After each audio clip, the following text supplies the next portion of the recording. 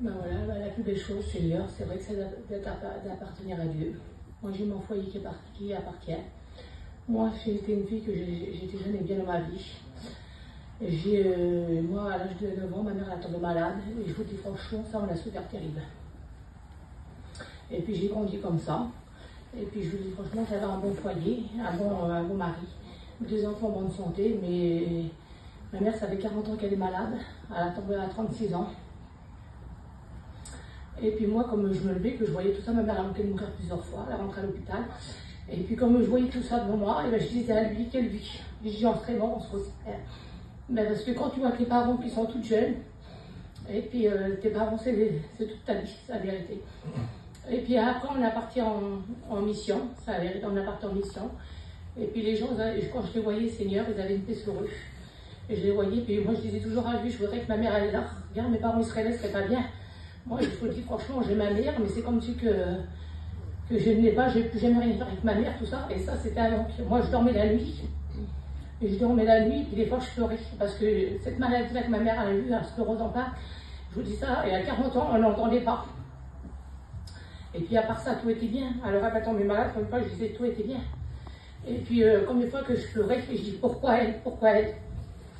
Mais la vie, elle fait pas de cadeau, malheureusement. Il y a des choses qu'on ne comprend pas.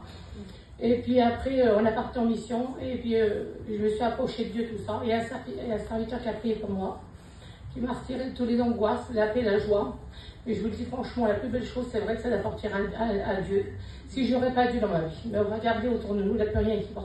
Il n'y a plus rien qui va. Des fois, je dis, heureusement qu'on l'a Dieu. C'est vrai que moi j'ai dû le décevoir, mais lui, c'est un ami merveilleux. Il a toujours été fidèle et toujours là. Et je remercie pour tout ce qu'il a fait, mon Dieu Seigneur. Et je suis vraiment contente d'une chrétienne. Parce que quand on a des problèmes, ben, il est là. Et je prie pour les fois de mes enfants, qui gardent chaque jour, mes petits-enfants. Et j'ai confiance en lui, Seigneur. Et puis c'est un ami fidèle, je vous le dis franchement. Et j'ai parti cet été, j'étais vraiment bénie dans la mission, que j'étais bien, mon Dieu Seigneur. Pourtant, je vous le dis franchement, je suis partie et j'avais pas de famille. Et j'avais personne parce que comme il est responsable, alors des fois on part, mais on n'a personne.